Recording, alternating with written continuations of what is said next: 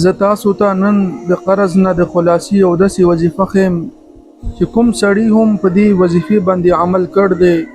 الله هغه سړی د قرض نه خلاص کړ دی. یو حدیث کې راځي یو غلام حضرت علی رضی الله تعالی عنہ خواته راغی اور عرض یې وکړي وی اے علی ما باندې مولا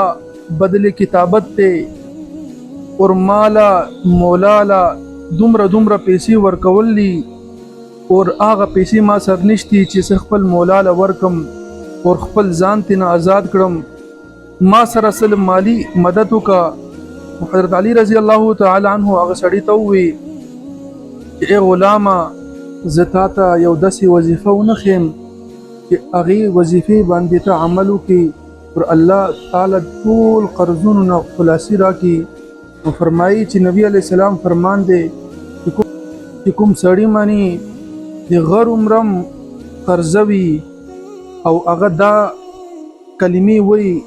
اللهم اكفني بحلالك عن حرامك واغنني بفضلك عمن سواك. الله به هغه سړی هر قسمه قرضه به ختم کی اور هغه ته معلوم هم نه چې زما قرضه الله څنګه خلاص کړه اور هغه انسان به همیشه لپاره قرضونو نه بری شي.